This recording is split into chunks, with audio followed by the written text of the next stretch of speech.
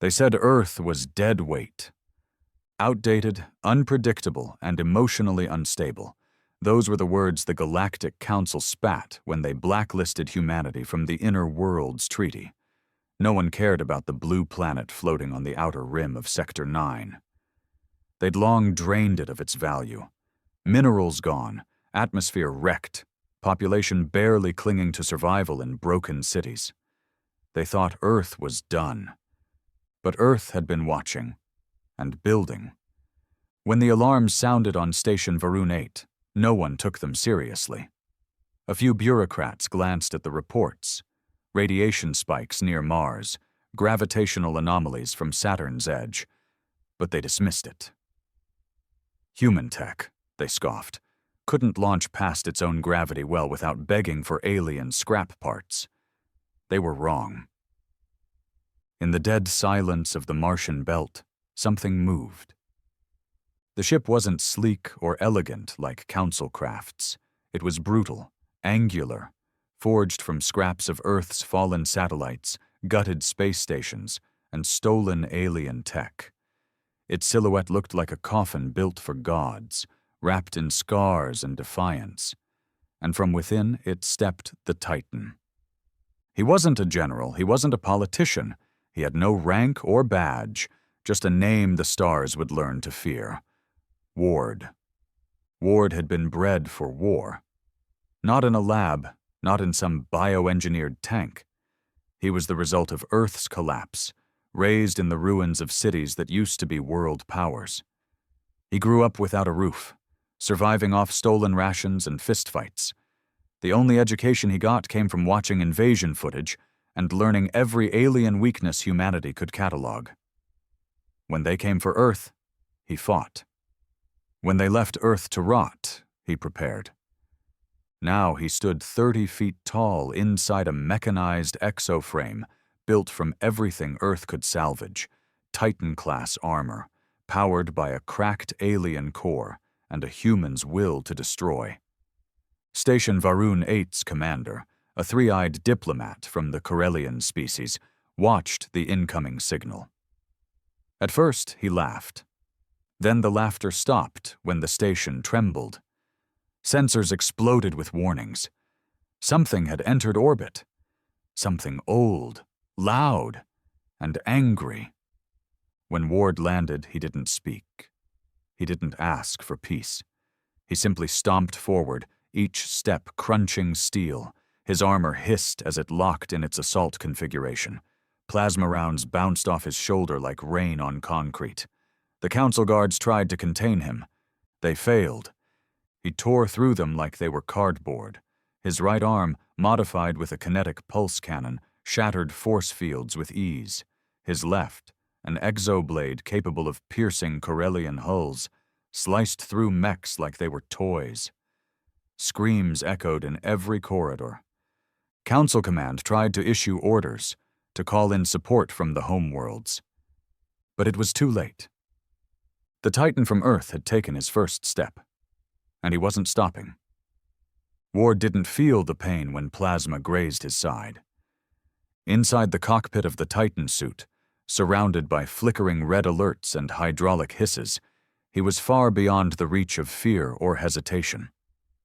Pain was familiar, like hunger, like betrayal. It didn't stop him. It reminded him he was alive. And more importantly, it reminded him who he was doing this for.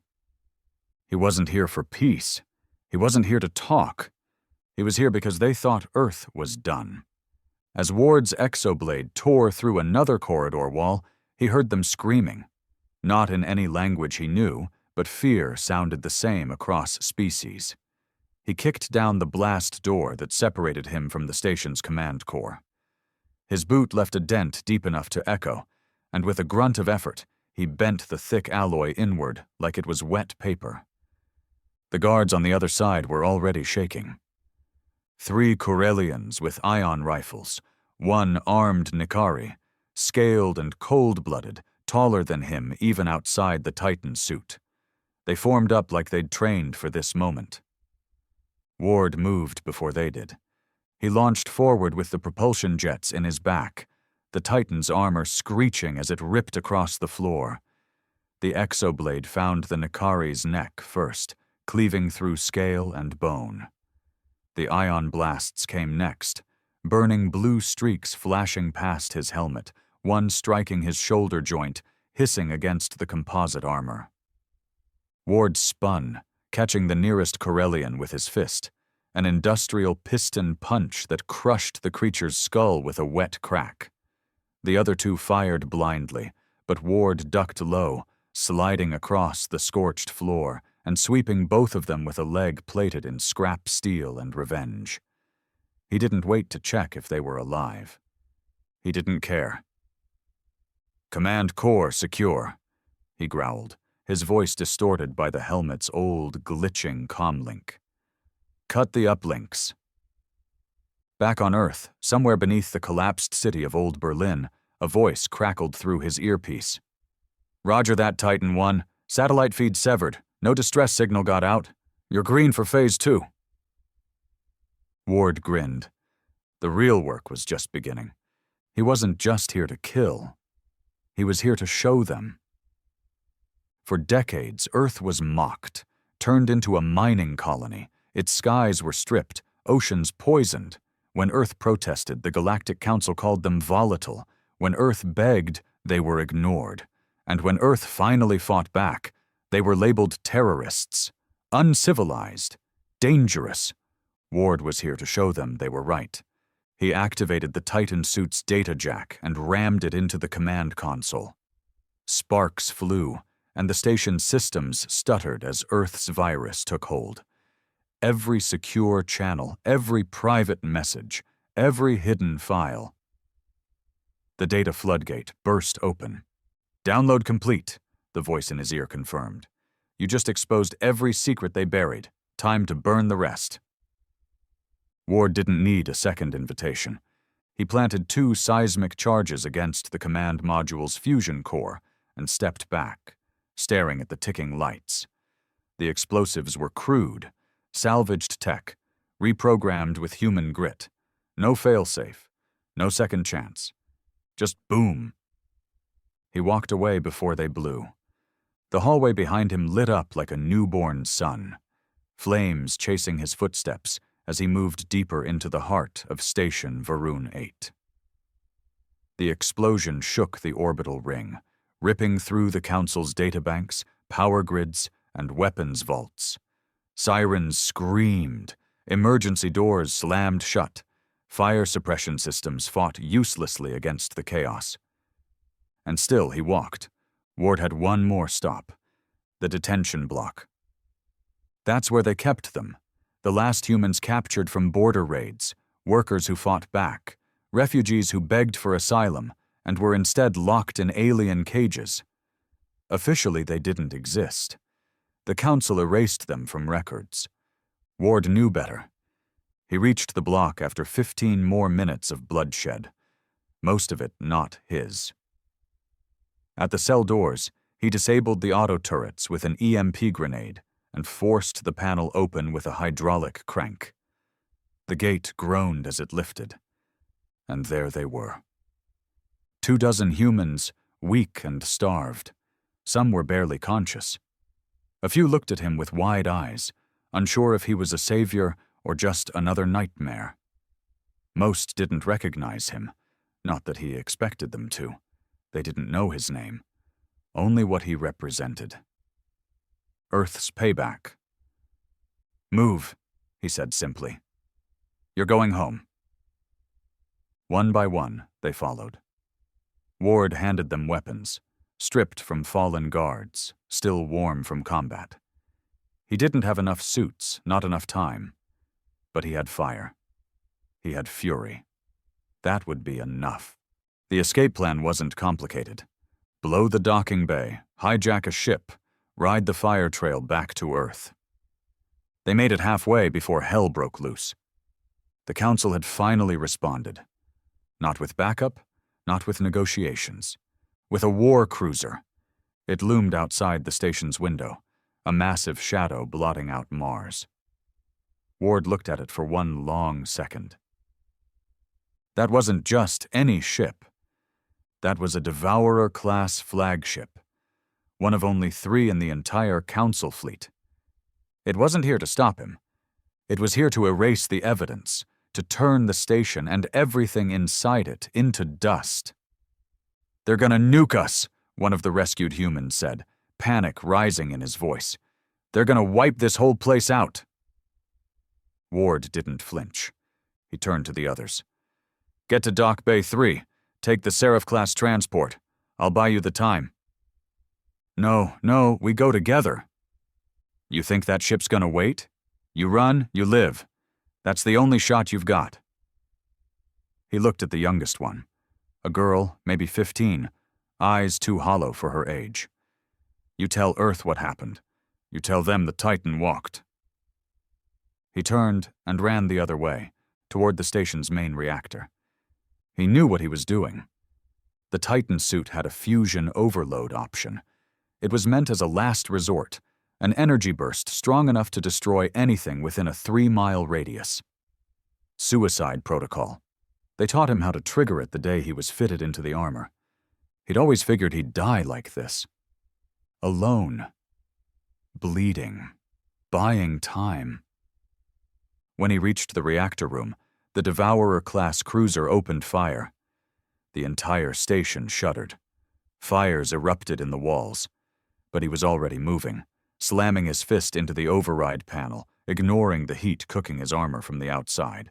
He activated the overload. Countdown, 180 seconds. His comm link buzzed. "Ward, Titan 1, do you copy? Extraction shuttle is airborne. We have the civilians. Get the hell out of there." He didn't answer. He stood still as the overload countdown flashed. 160 seconds. Nutre einbadavde. He closed his eyes. He remembered the face of his brother, shot dead by council guards during the last rebellion in the streets of New Chicago. He remembered his mother, coughing herself to death in a smog-filled refugee tent. He remembered what it meant to be human, to fight when you had nothing left, to give your life so others could have one. 130 seconds. The fires crept closer. The reactor groaned. The Devourer's guns kept firing. And Ward stood tall, the Titan from Earth. The one they mocked. The one they erased. The one who would make sure they remembered. There was no explosion. Not the kind the Council expected. The Devourer-class cruiser had locked onto Station Varan 8 and fired everything: ion lances, fusion torpedoes, particle beams. They wanted the station gone, not damaged, not disabled, gone. No evidence, no survivors, no questions asked. But then everything just stopped. The firing ceased. Lights on the massive flagship blinked and died one by one, as though the ship had choked on its own power. The entire vessel froze in orbit like a corpse floating in a vacuum. Silent. Still. And from the edge of that radioactive, crumbling space station, something drifted. Not a body, not wreckage, but a shape. Dark. Massive. Glowing faintly red. It moved slowly, limbs trailing smoke, armor scorched and melted in places, but still whole, still walking. Ward hadn't died. The overload didn't trigger the way it was meant to. Instead, it fused with the alien core inside the Titan suit, creating something the engineers back on Earth had never anticipated. A new energy burst, yes, but not outward, inward. The suit absorbed it, shifted, changed. It was no longer just armor. It was alive. The suit's systems whispered things to him now. Fragments of alien language, warning tones in voices not meant for human ears. It pulsed against his body like a second heart. The pain should have killed him a dozen times over. The heat alone could have boiled him in his own blood. But Ward was no longer just human. He was something more, something born of Earth's rage and alien tech stitched together with hatred. Inside his helmet, warning messages flashed in 10 different languages. His bones screamed with every step, but he kept moving, drifting through the shattered hull of the station out into open space. The Titan had survived, and the galaxy would know it. Back on Earth, the transmission hit the underground network 27 minutes after the blast.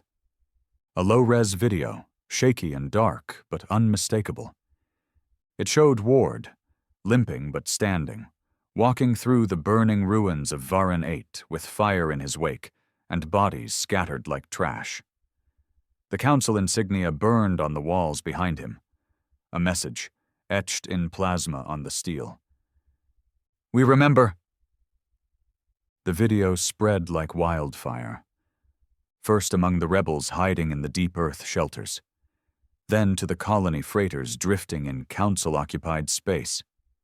Then through encrypted channels into the smuggler fleets, the black market arms dealers, the prisoners working the ice mines of Titan. They saw Ward. They saw the Titan, and hope, real hope, ignited like a spark on dry leaves. For decades, humans were the punchline of every alien political joke. Now, they were a threat. The council didn't respond with statements or denials. They doubled down. An emergency session was called. War measures were passed. Earth was to be reclassified not as a minor colony, but as a rogue threat species. Any human ship found beyond the solar border would be shot on sight. Any human harboring rebel activity would be exterminated. They wanted fear. But fear is a funny thing. Sometimes it obeys, sometimes it fights. 2 days later, the rebel cruiser Dustwalker picked up a faint beacon near the rings of Saturn. It wasn't standard council frequency. It was old, primitive, human. The crew, half mad from radiation exposure and short on fuel, debated ignoring it. But someone recognized the signal pattern. It was the old Earth distress call. Code 47. Titan still alive. Repeat. Titan alive. Moving toward Earth. The captain, an ex-military dropout named Garrick, stared at the comm screen for a long time. His hands trembled slightly. He'd fought in the Chicago Uprising, same as Ward. Had seen him once, drenched in blood, carrying a wounded girl through a war zone like she weighed nothing. He issued a single order. Plot intercept course. The crew didn't question him. Ward wasn't sure how long he floated. Time bent in space. The suit kept him alive, barely. Oxygen rationed. Fluids recycled. Pain managed only by the cold disconnect of the machine wrapped around him. He should have blacked out. Should have died a dozen times by now. But the rage kept him awake. He didn't think about the war. He thought about the things he saw before they branded him a terrorist. Children dying in streets with no med units left. Refugees turned away from council aid ships because they were statistically aggressive. Entire cities flattened and repurposed for mining colonies. They told Earth to forget. Ward didn't. When the Dustwalker found him, he was curled in a ball near Saturn's outer rings, still holding his blade, unconscious but breathing. It took 6 men to haul him into their cargo bay. The moment his helmet unsealed, steam hissed out like the last breath of a dragon. Garrick stood over him. "Get him med support," he growled. "Patch up the suit. I want him breathing." One of the crew whispered, "He doesn't look human anymore." Garrick's eyes didn't blink. Good, because we're not fighting humans anymore either. 2 weeks passed. Ward healed slowly. His body was shredded inside, patched with gene therapy and raw grit.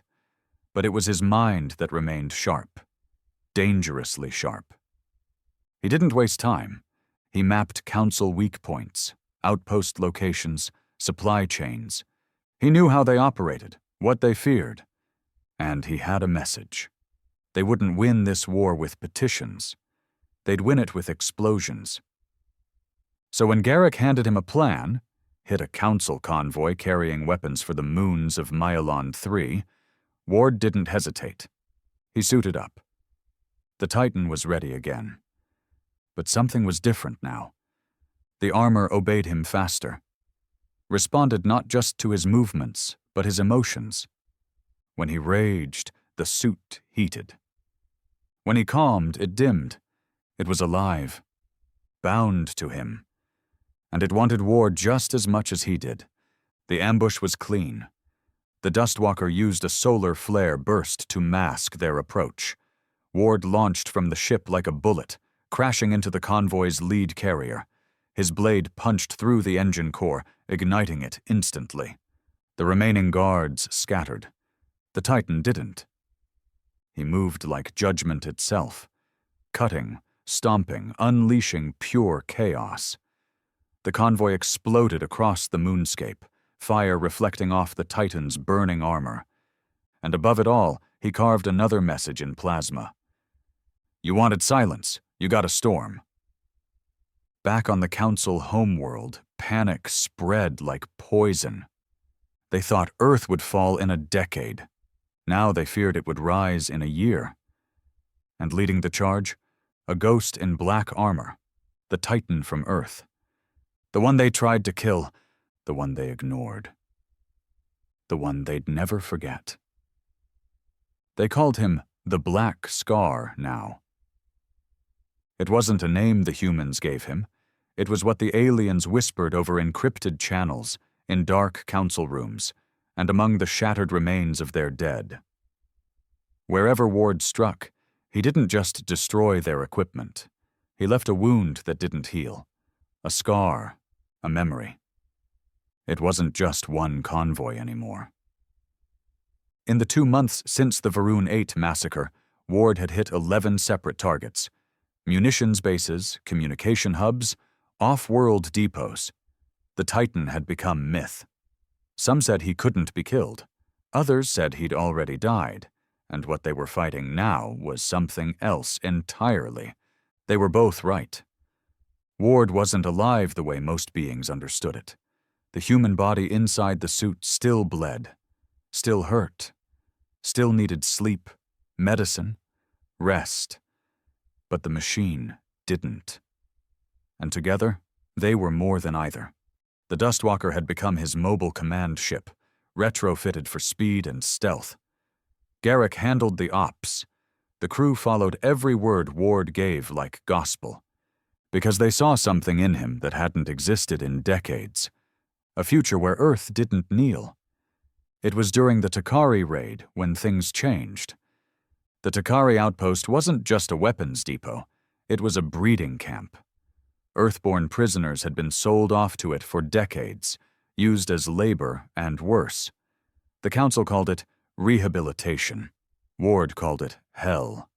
He didn't sneak in this time. He landed on the front wall, from the skies, like fire. The Titan crushed the outer defenses in 5 minutes. Gun towers melted. Guard mechs ripped apart with bare hands. Ward stomped through the central plaza like he owned it, and no one could stop him. Until he heard the voice. A scream. Not from a guard. From a human. A child. He turned and saw them. Cages stacked 3 levels high, full of children. Starved, dirty, eyes wide in terror, not at the aliens, but at him. He realized then what he looked like to them. A monster. The armor dripped in oil and blood, glowing faint red from the heat of his fury. The exoblade still vibrated from its last kill. These kids didn't see a savior. They saw the thing that nightmares were scared of. Ward paused. He didn't drop his weapon, didn't speak. He just turned, burned through the lock with a laser pulse, and yanked the cage door open. One by one they climbed out, flinching when he moved, until one boy stepped closer, the smallest of them, maybe 6 years old. covered in bruises. His voice trembled when he spoke. You from Earth?" Ward knelt, his armor groaning as it folded. "I am Earth." The boy nodded, then reached out and touched the armor. And that's when Ward knew. This wasn't just vengeance anymore. It was responsibility. He wasn't just a weapon. He was a symbol. The broadcast was unintentional. One of the techs on Dustwalker, a former comms officer named Trin, had been recording helmet cam footage for analysis. But she forgot to disable the real-time relay, so the entire liberation of Takari was uploaded, accidentally, to an open net. Within 3 hours, it had been copied across 5 systems. Within 6, it was on every black market channel in the Outer Rim. By the end of the day, half the council colonies had seen it. Humans weren't afraid anymore. They were angry, and they were organizing. For the first time in decades, there was a real resistance. They called themselves the Scorched. A name born from the way Earth had been left behind, and the way they would now burn their way back to justice. Ward didn't ask for followers, but they came anyway. Drop pilots, smugglers, ex-soldiers, even alien species who'd been oppressed by the Council began to reach out. Quietly, carefully, but they came. Because wherever the Titan walked, the lie of the Council cracked. Back on the Council homeworld of Varel, panic had turned to desperation. "They're spreading," growled High Senator Telm, his scales twitching under stress. "The humans have infected 6 colonies. They are organizing in the shadows. The Titan is fueling a war."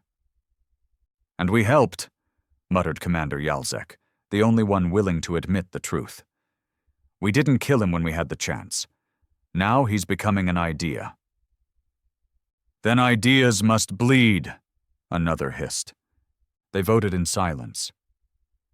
By the end of the hour, the motion had passed. Operation Ashfire. Every suspected rebel human outpost was to be wiped. Every colony suspected of aiding resistance would be purged. Entire sectors would be sacrificed if needed. Collateral didn't matter. The message did. Ward got word of it too late. The Dustwalker had intercepted council movements near the Alaran corridor, a known route toward 3 resistance-run colonies. Too many ships. Too much noise. Garrick confirmed it. They're sending a kill fleet. Full-spectrum eradication. No survivors. Ward didn't hesitate. "Set course for Rylex 3. Fastest route. We intercept before they reach the colonies." "Even with Titan-class armor, you won't survive direct assault from a fleet." "Then I won't attack the fleet," Ward replied. "I'll break their chain of command."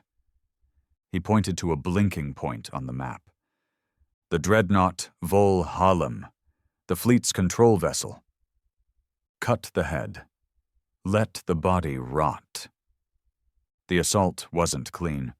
Ward launched straight from orbit, bypassing 3 layers of fleet formation, using every scrap of stealth tech Earth had stolen. The Vol Hallam was a floating fortress, 5 miles wide, bristling with guns. But guns only work if you can pull the trigger. Ward crashed straight into the bridge. They never got the chance. He didn't fight his way in. He ripped his way in. Through guards, through walls, through every barrier the Council thought made them safe. And when he stood in the heart of their ship, surrounded by officers in gold robes and silken uniforms, he spoke for the first time in weeks. "You could have left us alone." He lifted the exoblade. "You could have let us rebuild." The first swipe cut through 3 senators. "But you wanted silence." The second tore through the control node. "You forgot what happens when Earth gets angry." And the third, that was just for him. He left the Volhallam drifting, airless and broken. The rest of the fleet scattered. They didn't wait for orders. They didn't look for vengeance. They ran. And across the galaxy, Resistance leaders watched it happen in real time. The myth had turned real. The Titan from Earth had gone straight into the lion's den and walked out dripping in blood. And the Scorched? They doubled overnight. Earth was rising, and the Council was running out of places to hide. The Council's homeworld, Varel, had never seen war. Not once in its 1,000-year reign. It didn't need to.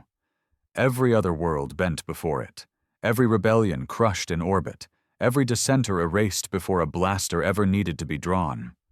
Varel ruled from behind curtains, velvet, gold-trimmed, untouchable, until now. Until Earth. Until Ward. The Titan wasn't knocking on the door anymore. He was tearing it off the hinges. The fleet was scattered. The Volhallam was gone. And in the political vacuum it left behind, the remaining council members panicked. Emergency broadcasts lit up across Varel's orbit. Automated drones began mobilizing defensive platforms that hadn't activated in over 5 centuries. But it was too late for war plans. Too late for diplomacy. Because something far worse had arrived. The truth. The Scorched had grown beyond even Ward's own command. Cell groups had sprouted in places he'd never touched. Non-humans, once loyal to the Council, were defecting. Small, quiet, but enough to cause cracks. Once faithful officers were ignoring orders. Soldiers were turning their guns off in battle, letting humans pass. Because the legend of the Titan wasn't just about vengeance anymore. It was about proof. Proof that the Council wasn't invincible. That the stories told on Varel were lies. And that Earth, the forgotten, gutted husk of a planet, had birthed a storm that could no longer be stopped. Ward sat in the silence of the Dustwalker's cargo hold, his armor powered down, steam venting gently from the back ports. He wasn't resting. He didn't sleep anymore. The machine didn't let him. His dreams, what little was left of them, were fire and steel. Screams, explosions. The look on the face of that child from the Takari outpost when he said, "I am Earth." That moment lived inside him now. That child didn't see a soldier. He saw something bigger. And that terrified Ward more than anything. He wasn't supposed to lead a revolution. He was just supposed to make them remember what they'd done. But now, they were following. They were organizing. And they were waiting for him to take the next step. To Varel. To the center of it all.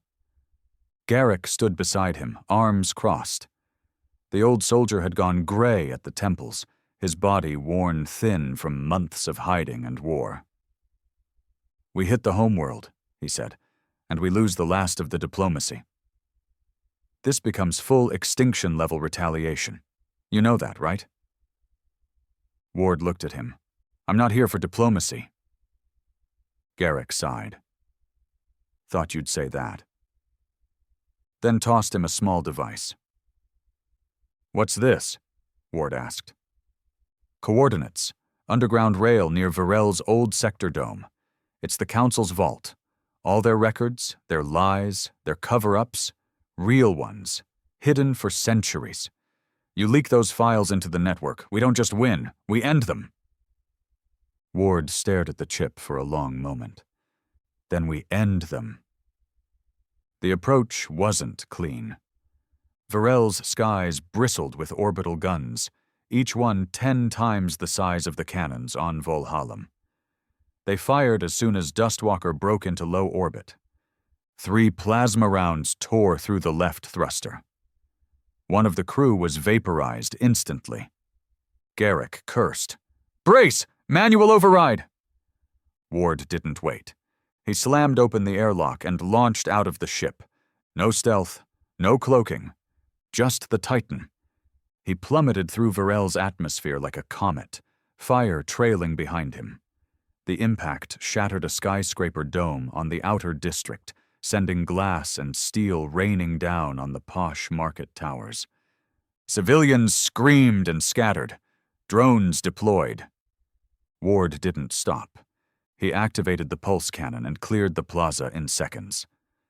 One of the Council's urban mechs approached, six-legged, armed with ion cleavers and heavy suppressors. It fired a barrage straight at him.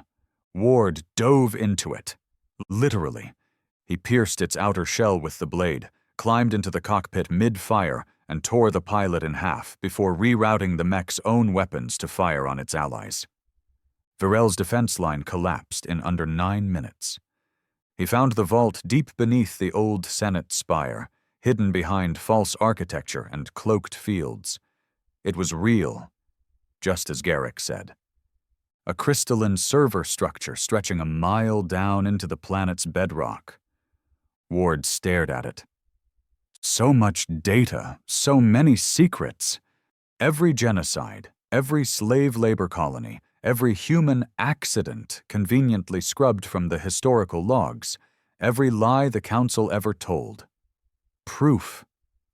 He uploaded it into the scorched relay system using a portable spike drive. The files started flooding.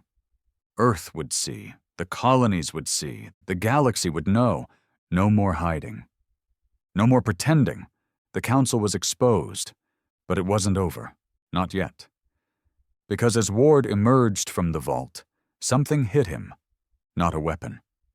A voice, software cold. "You think this ends with truth?" it said. From the shadows, a figure emerged. Tall, thin, robed in silver. High Archon Vel, the Council's executioner. "You think data changes the universe?" he hissed. "Number power changes it." Vel raised his arm, and Ward's systems screamed. His armor locked, energy surged. The Titan's exoframe convulsed violently. EMP spikes, multi-frequency disruptors woven into Varel's bedrock. Only someone from inside the Council would have known to trigger them. Ward dropped to one knee. The armor shuddered, glitched, flickered.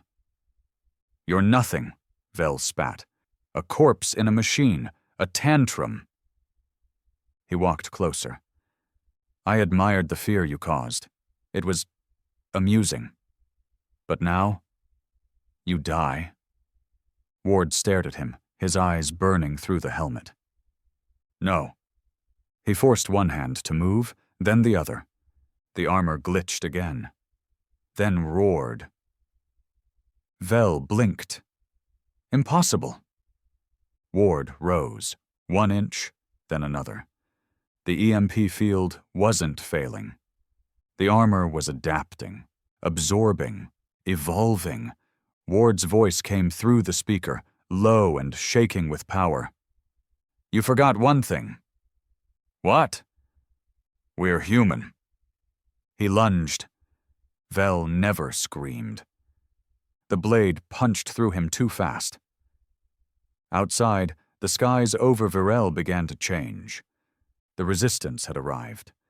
Ships bearing Earth's old flag. Freighters armed with scrap metal cannons. Fighters welded from junkyards. They had no fleet code, no permission to exist. But they came anyway, because they saw the beacon, because they saw the Titan walk. And now, they were ready to finish what he started. The sky above Varel had never known war. Its clouds were artificial, its weather controlled. For centuries, it was a haven for the elite, the chosen few who never saw the cost of their power. They ruled in comfort, while the rest of the galaxy burned. That changed in under 30 minutes. The scorched fleet came in ragged lines, nothing elegant or military.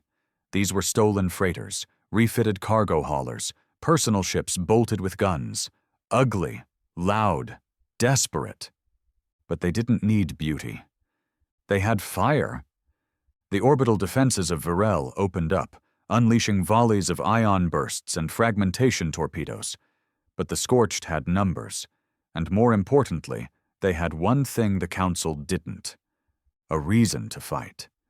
Ward stood at the top of the Council spire, armor hissing smoke, blade dripping with the blood of High Archon Vel. Below him, explosions ripped through the skyline. The air was thick with fire and debris. Inside the helmet, the suit's AI kept pulsing updates. Incoming transmission. Dustwalker. Scorched units have breached atmosphere, ground forces deploying, reinforcements arriving from Kelnus Moon Base. ETA, 6 minutes. Ward didn't respond. He didn't need to. He already knew what had to be done. This wasn't just a mission anymore. It was a reckoning.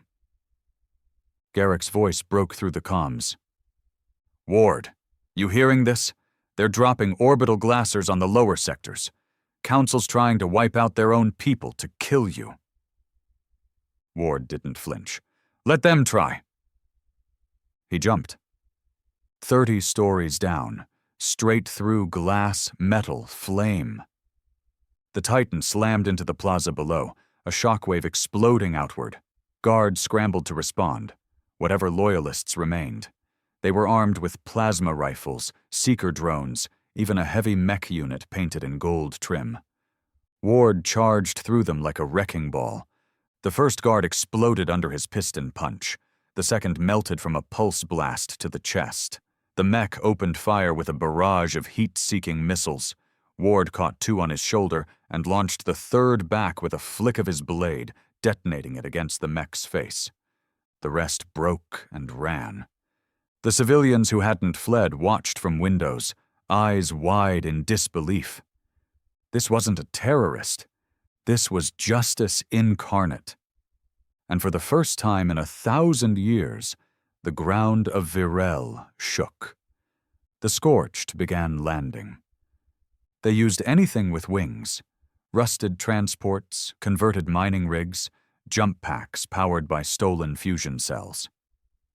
Garrick led the first wave, his rifle shaking in his hands, but his voice steady over comms.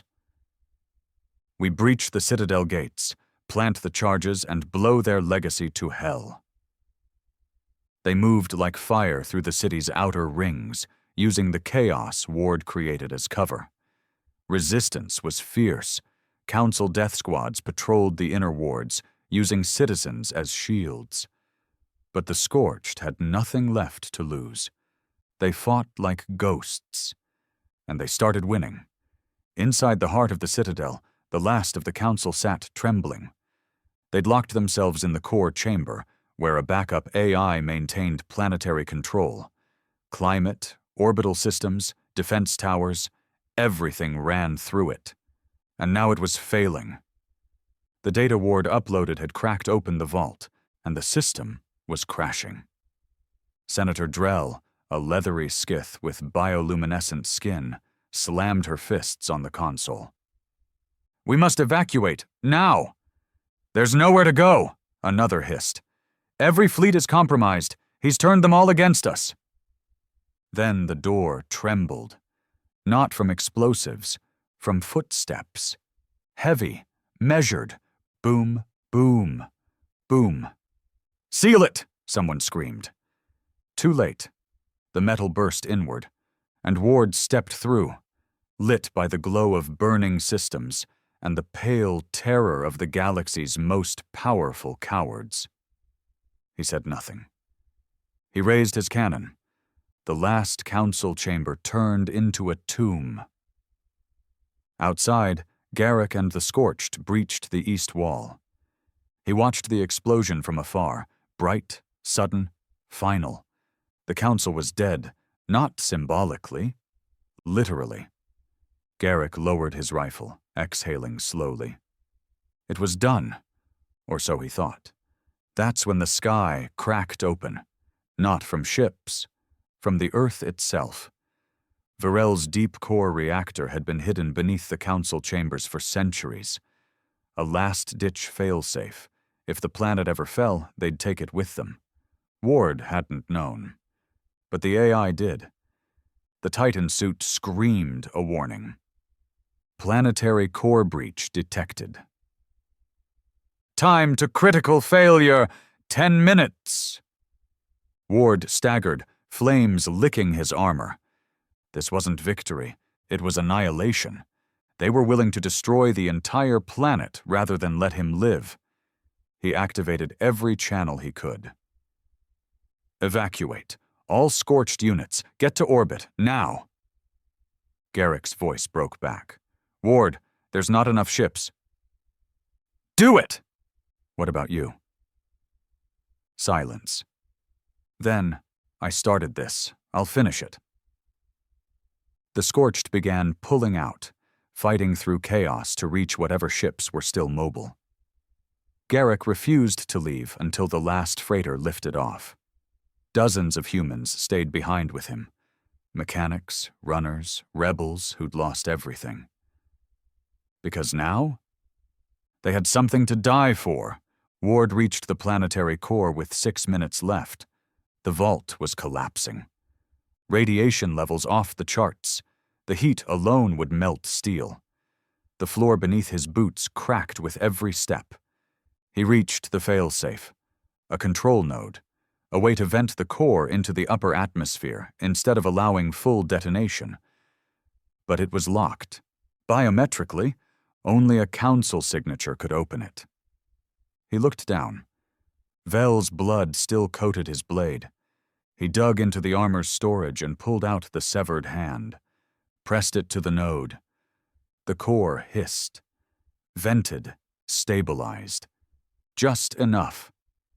The planet wouldn't explode, but the citadel would burn. Forever. Ward collapsed as the chamber caved in.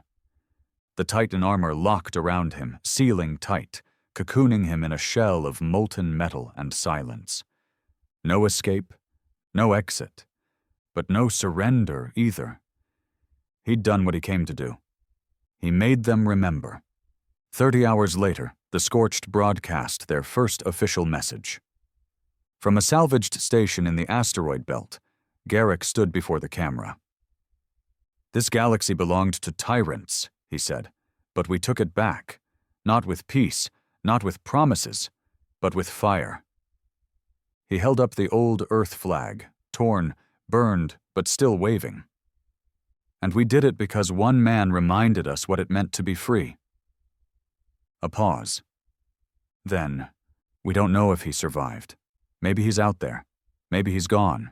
But either way, his war is over. They called the broadcast "The Day Varel Fell." And from that day on, the stars would whisper a new name, not of gods, not of emperors, but of one man, one weapon, one Titan. From Earth, they searched the ruins for 6 days. No signal, no movement, no sign of life. The Citadel crater stretched nearly 2 kilometers wide, scorched into the bones of Varel's surface. The once proud towers of the council were reduced to black stone and twisted steel. Fires still smoldered in the lower chambers, and the air was thick with radiation. Garrick stood at the edge, armor scratched and blackened, a breathing mask clipped to his jaw. He didn't speak for a long time. Not to his crew, not to the scouts, not even to himself. He was listening, hoping, praying, for the impossible. But the pit stayed silent. Ward was gone. The Scorched honored him the only way they knew how. No statues, no songs, no carved granite with gold letters, just a flame.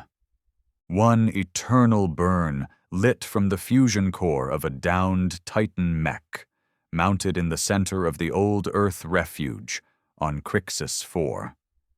The plaque beneath it read, "He walked so we could rise." Nothing more, nothing less.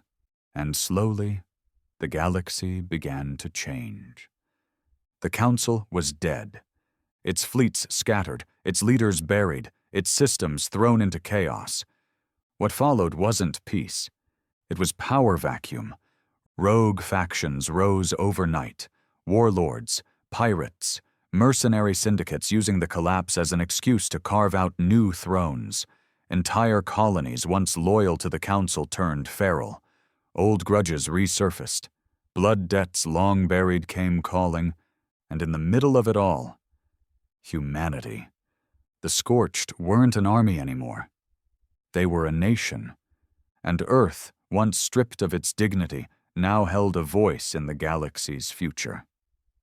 But leadership was never Ward's goal. And with him gone, others stepped up. Garrick led the interim network. He organized peace talks between the human enclaves and sympathetic alien factions. He struck trade deals with defected colonies. He even helped launch the New Earth Accord, a council of ex-rebels and colonists who swore never to let another empire rise.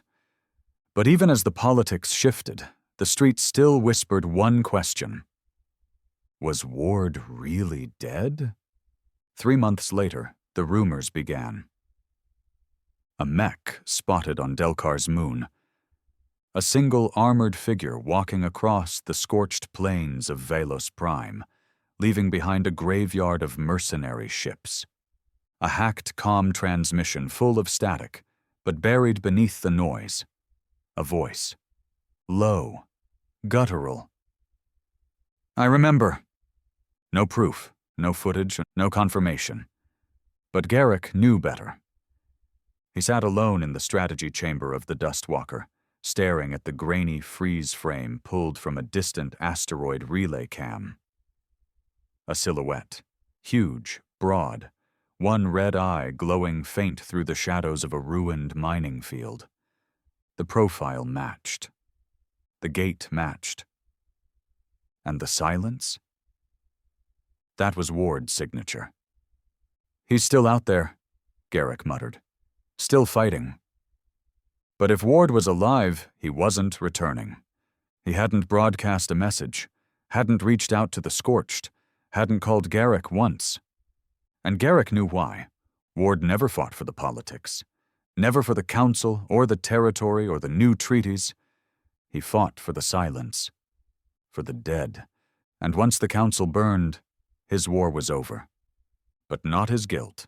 Somewhere in the edge of null space, inside a derelict freighter buried beneath asteroid ice, Ward sat alone. The Titan suit had fused to him now. Parts of it were permanent. No more helmet seal, no more cockpit exits. The machine pulsed with its own rhythm, its own strange energy, alien and human combined, feeding on adrenaline and grief. He could walk, he could fight, but he couldn't stop. Because the faces haunted him. The children from Takari, the civilians who died on Varel, the rebels who stayed behind in that burning city just so the Scorched could escape. They all had names. And he remembered everyone. His war hadn't ended. It had changed. A pirate gang operating out of Mir 12 disappeared overnight. No distress calls, no survivors. Just one word carved into the hangar wall in black steel. Enough. A warlord who enslaved survivors from former council colonies was found crucified inside his own dropship, the hull scarred with deep mechanical claw marks. And every time a corrupt general, a smuggler kingpin, or a slaver ring vanished, the pattern repeated. No messages, no demands, just silence. And a rumor. The Titan walks again. Back on Crixus 4, Garrick stood at the eternal flame, watching it flicker against the metal walls. The boy from Takari was there too. Older now. Cleaned up. A rifle slung over his shoulder, a scorched badge pinned to his chest. He turned to Garrick. Do you think he'll ever come back? Garrick didn't answer for a long time. Then he said, he never left. The New Earth Accord passed its final charter that year. No species would be ruled by another.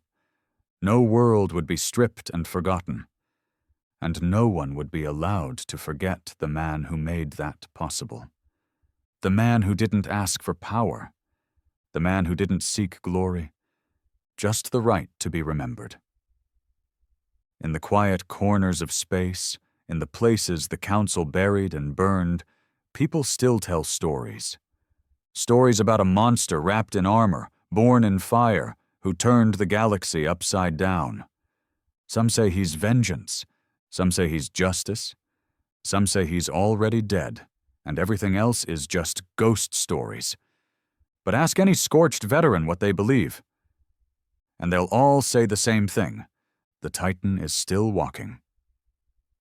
It started with a whisper, an untraceable signal, barely a flicker in the deep noise of galactic comm traffic. A dead language, too old for modern decoders to recognize. But some remembered. Earth's old resistance code, frequency 37.9, the one Ward used before the war.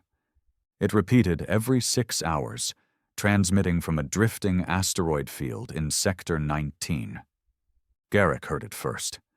He was aboard the Dustwalker, now a relic ship turned command center for the Scorched Fleet. The message played softly, over and over, almost like a lullaby. He played it back 20 times before calling the others. It wasn't a call for help. It was a farewell. The asteroid was nothing special.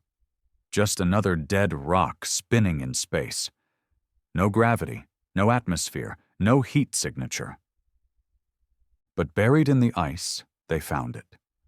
A cockpit, half fused to the rock, its surface scorched black, one red lens blinking faintly in the darkness like a dying heartbeat. They pried it open with a plasma torch. And inside, they found the man. What was left of him. Ward. His body hadn't decayed. It had adapted. Titan metal laced through his veins now, bone reinforced with alien composite, skin that pulsed with dormant power. He wasn't breathing, but he wasn't dead. He was frozen, suspended, waiting. Garrick stood over him in silence, flanked by the boy from Takari and the new scorched envoy. The boy had grown into a man, lean, sharp-eyed, a soldier in every step. He knelt by the open cockpit, staring into the hollow mask that had once haunted his dreams. He knew, he said. Garrick didn't reply. He knew he wasn't coming back.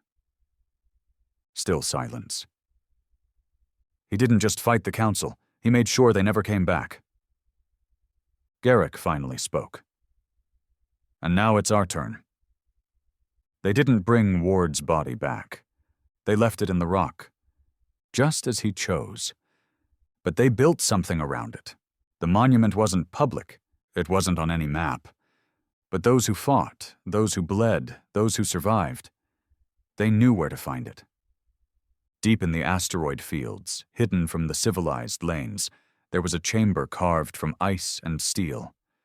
Inside, the Titan rested, locked in eternal stillness, his armor wrapped around him like a coffin forged in fire. A single message engraved on the chamber door. He took the first step. The rest is ours. Years passed, then decades. The galaxy rebuilt. Not perfectly, not peacefully, but differently. The new Earth Accord expanded across 9 systems. Former council species were welcomed, though not all accepted. The wounds of empires ran deep. But one thing remained constant. No one tried to rule the galaxy again. Because somewhere out there, in the black void between stars, the Titan was watching. They say he moves sometimes. Not far, just a twitch of the fingers, a blink of red light from the visor. Once, a low hum, like the reactor core of his armor had stirred back to life for just a second. No one's confirmed it. No one's tried. Because the Scorched made one thing clear. He earned his rest. 100 years after the fall of Varel, a new war began on the edge of the Taurus expanse. A warlord named Crux began enslaving colonies again, building fleets, broadcasting old council slogans. The Scorched responded. Not with armies, with a box, delivered directly to Crux's command ship. Inside was a shard of exoblade metal, still warm, still red. Crow never attacked another system. Because even now, after all this time, the Titan was still the galaxy's last threat, the line no tyrant wanted to cross. The boy from Takari became the first president of the Free Systems Alliance. His face was never seen without the old Earth insignia on his jacket sleeve. He never let people forget where they came from. He visited the monument every year, alone. Once, when asked why, he answered only, "I owe him my life. The galaxy owes him everything else." And what of Ward? Some say the armor is still alive, feeding off ambient energy, waiting for a trigger. Some say his mind is gone, locked in a loop of old war memories. Others believe something stranger, that Ward never truly died, that the man inside the armor became something more, a symbol, a force, a living echo, a titan. But one truth remains. He didn't do it for glory. He didn't do it for revenge. He didn't even do it for Earth. He did it because no one else would. He did it because someone had to be first. Someone had to take that first step into the fire. And when he did, the galaxy changed. Forever.